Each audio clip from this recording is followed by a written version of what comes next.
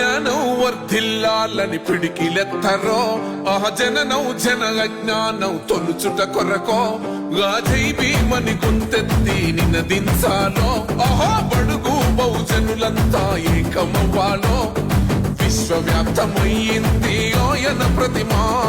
నిలువెత్తు కరిగిపోతూ నిలిచిన జన్మ అడుగడుగున జాతి కొరకు కోరినవాడు పీడిత జన కోసలనే తరిమినవాడు